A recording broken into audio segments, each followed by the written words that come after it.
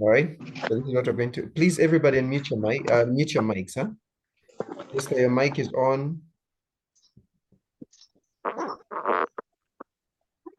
Mwale, your mic is on. I'll get to.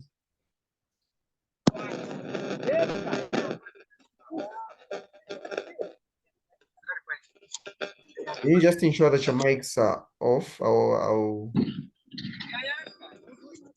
remove you from the class. I'm getting feedback here.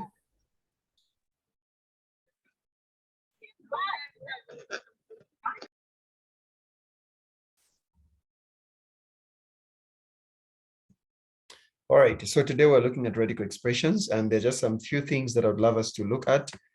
I want us to do some basics. All right, so what is a radical expression?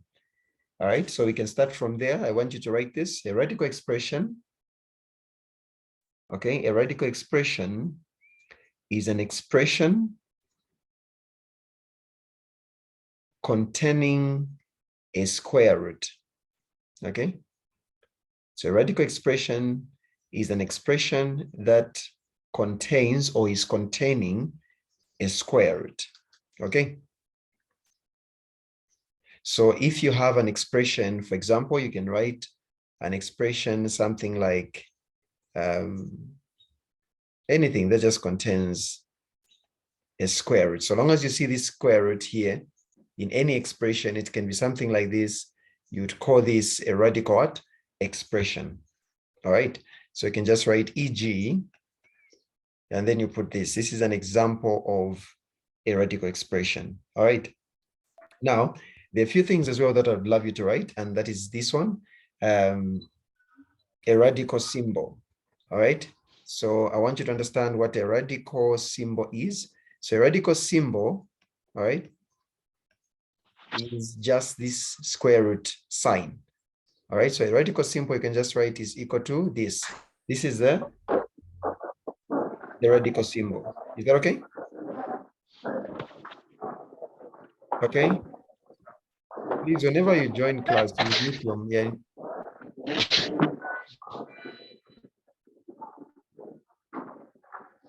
Narisha, can you please mute your mic?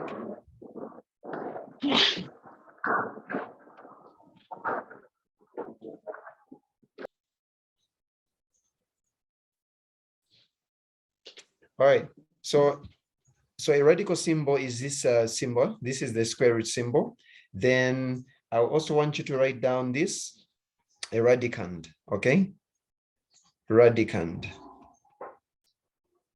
So a radicand, this is a number or expression. I want you to write that down.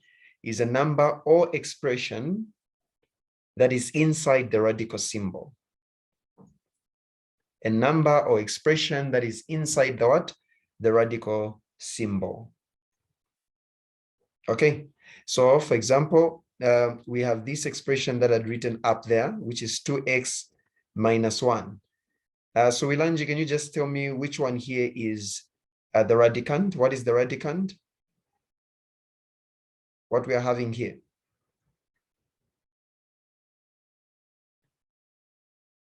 Or anybody just to tell me what the radicand here is? The radicand here is equal to what? We said by definition, it is what is inside the radical symbol, isn't it? Yes. So therefore, our radicand here would just be 2x minus 1. This is the radicand. Okay. So let us now just look at some of the basics that are there. So today's class, I'll just talk about the basics of the radical expressions. Then when you come on Thursday, when you do the physical class, I'll be focusing more on looking at how to answer questions and how questions come. So today we just look at the basics, and I want you to very much understand the root of this. Remember, I always emphasize that the basics are everything. All right. So let us now look at okay, maybe we can begin. Let's just write as properties. Okay. So just write down properties. Okay, so these are properties of radical expressions. And the first one that I want us to look at is the product rule of square roots, the product rule. Okay, so I believe most of these things, you should have seen them in class, so I won't waste time here. So the product rule just states that, so if we have A, all right, so let A, so if, you can just write down to say if A, comma, B are members of positive real numbers, so you know I'm not talking about negative numbers here. Okay, so if A and B are members of positive real numbers, then, all right, I want you to write it like this, then you know that the square root, okay, of A times B, so pretend these are numbers, any numbers, is just the same as, you can separate these two and say square root of A multiplied by the square root of what? Of B. This is the product rule. Okay. So that's that. Hope you have written that down. Okay. So if A and B are positive real numbers, then you know that the square root of A times B is just the same. You can separate them and write them like that. Then the opposite is true as well. We have the second one. So this is the first one, which is the product rule. So number one property. Number two is the quotient rule. Okay, the quotient rule. So now the quotient rule just tells us the same thing. If A, you write down this same condition. If A and B are members of positive real numbers, you know that the R stands for real numbers, isn't it? So members of positive real numbers, then, okay, then, so quotient, you're talking about division. So if we have the square root of A over B like this, we can also separate them. And we can say this is just the same as square root of A divided by the square root of B. The moment that you get these simple concepts here right, you understand them, trust me, the application of these things are going to be very simple. Okay, so that is the quotient rule that is there. All right, that is how we look at this, and I hope you have all written this down. All right, now let us quickly go to the addition and subtraction of square roots or radical expressions. So I hope up to this point, I believe nobody has a problem. All right. So let us now look at the addition and subtraction of radical expressions. All right. So we have the same condition. They should be positive numbers. We're not dealing with negative numbers here. All right. So the same thing now, let us look at the addition and subtraction. So you can just write the subheading addition and subtraction. All right. So let me pick just the right pen. So you can write addition, right, and subtraction. So I've looked at the two. Now let us look at the addition and subtraction of these two. All right. So for the radical expressions, okay, maybe let me just go straight maybe to an example. If we're talking about addition and subtraction, and we have this, if okay, let's say we have a number like this. Let's say we have 4, just an example. 4, you can write this down. 4 square root of 5 plus 3 square root of 5. All right. So if you have such an expression, so you can see here that what is in the square roots is the same, isn't it? We have a 5 here and we have a 5 here. The additional rule, okay, addition of these square roots implies that you can add 3 and 4, then make this expression to be 1.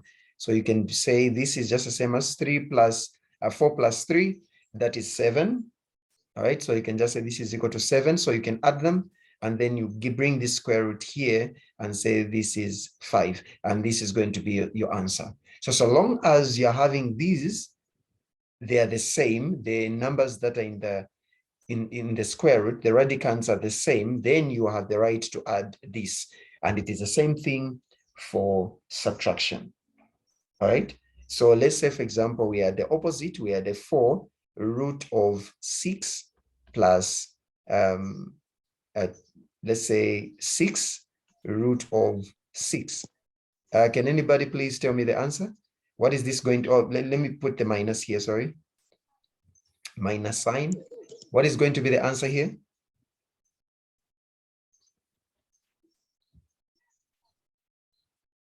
Anybody please? Molly, can you give me the answer? We have 4 root of 6 minus 6 root of 6. This is just going to be what? So you get this and you subtract this, isn't it? So this is 4 minus 6, which is just going to be negative what?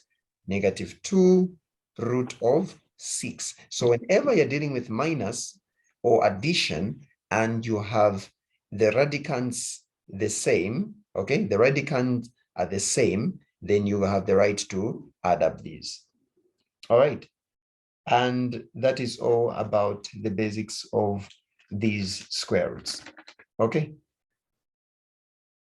So like I said, on Monday, we're going to do more, on Thursday, we'll do more of the practical questions and how you get to apply these. All right. But for now, I want us to move to a second thing that I want us to look at. And that is called, this is now going to start the application of these things. All right. You can just write now this rationalizing the denominator. So you can write down the subtopic, rationalizing. All right, rationalizing the denominator. The denominator. Okay, you can continue and write down that. So rationalizing the denominator. All right, so you can just write this down. This is a process that involves, this is a process that involves rewriting a radical expression. So I say this is a process that involves rewriting a radical expression. So that involves rewriting a radical expression as an equivalent. So as an equivalent, yeah, as an equivalent expression, in which the denominator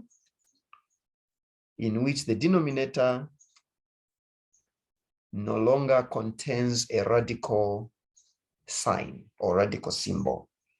So it is a process that involves rewriting a radical expression as an equivalent expression in which the denominator no longer contains a radical sign. Okay. In other ways, if you have, if they give you this, for example, you have 5 divided by the root of 16, then rationalizing just means get rid of this square root sign here in the denominator. We do not want to have a denominator having this radical symbol here. That is all that we mean by that statement. So it is an equivalent expression, meaning it is the same as the expression that we're already having there, which has the denominator, but then it is expressed in another form that does not contain this radical symbol in the denominator. Okay, so what we're going to have here, how do you rationalize the denominator? By rationalizing, it means we're getting rid of this square root here. So what do we do by this? We multiply both sides. You multiply both the numerator and the denominator by what is in the denominator here.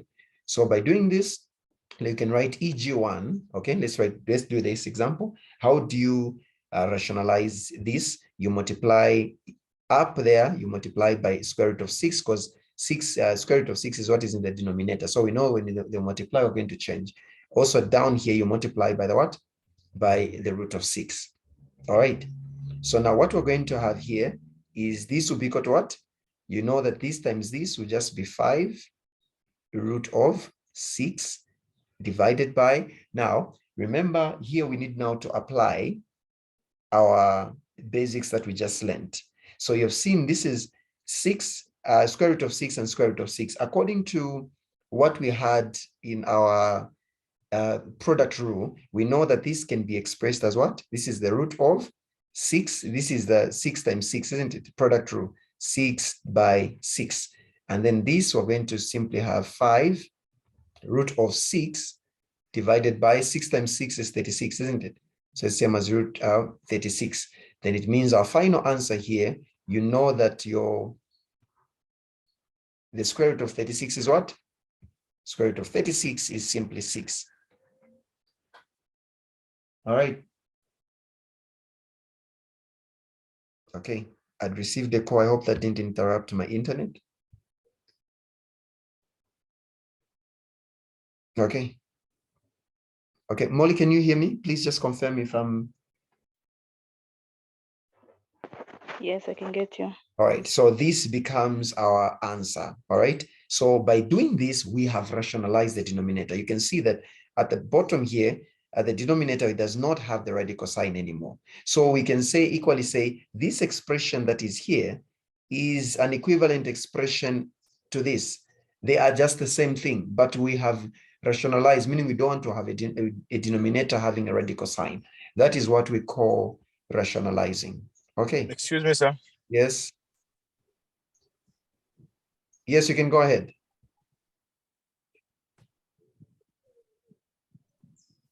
Yes, David, you can go ahead. Do you have a question? All right. So let us try out this. I want you to try out to rationalize this. All right. Yes, sir. Yes. You can go ahead. Yeah, for the question that you just solved, when we multiply root of 6 by the root of 6, isn't it the root of 6 squared?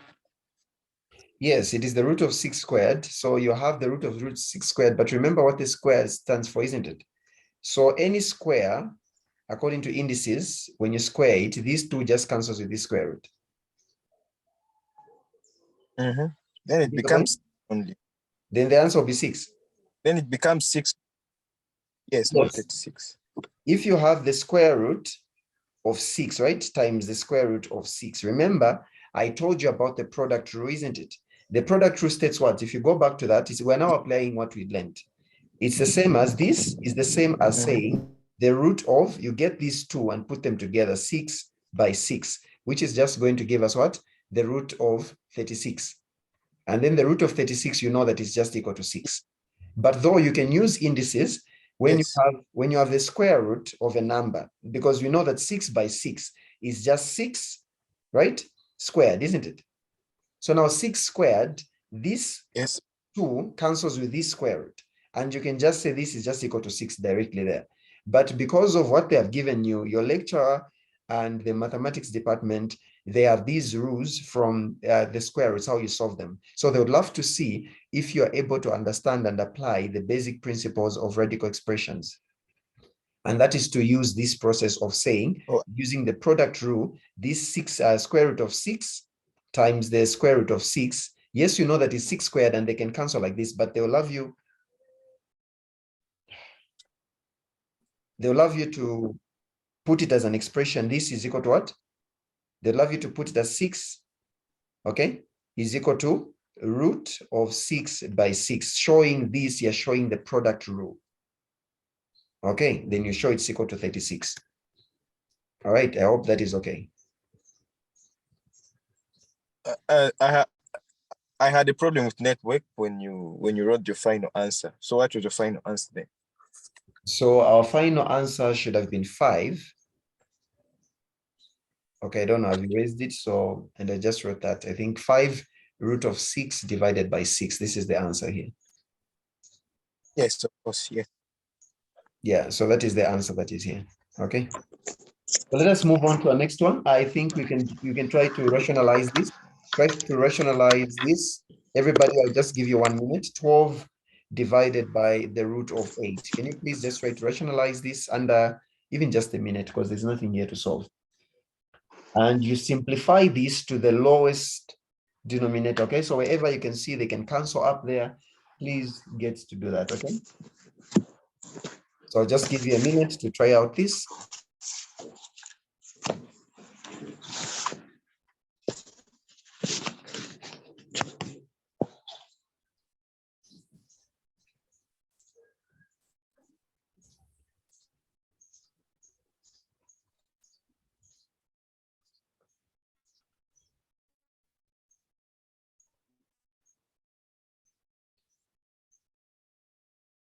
Okay.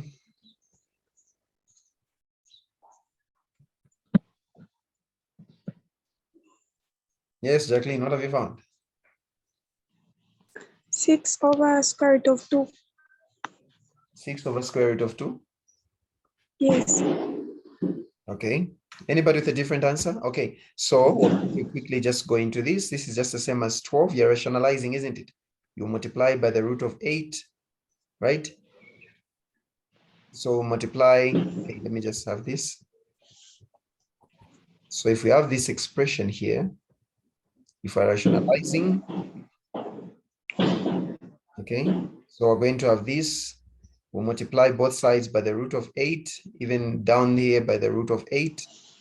So we're going to have this is the same as 12 of 8. Then here, product to 8 times 8 will be 64, isn't it? So it's just the same as root of 64, which are just going to have 12 of 8 divided by 8, isn't it? So now we can simplify, isn't it? Which number can go in both? 4, right? 4 here, 3 here, isn't it? So this is going to be 3 over 2 root of 8, like this. And then, right? We're all good? Now, okay, I'll come to this. All right, so I'm only having 10 minutes. So what I'm going to do is, okay, let me just talk about this last thing. Then I'll open another link to just show you guys. So now, this is going to be our answer, though it's not our final answer. If you have something like this, you can as well, let me go to the next one. Then I think I can show you how now you can go ahead further and simplify this expression. But let me just talk about something when we go back to this. Okay, or maybe let me just do this. Let me just cancel this class now. Then I'm going to send you another link just now because my time on Zoom is up. So I'm sending you another link just now in the WhatsApp group, and then I can keep this recorded class, okay? So let's do part 2 of it. We're only remaining with, we can be able to do this in 15 minutes, and then I can get to close the class. But there's just one part that is remaining, so stay tuned. I'm sending to the group just now.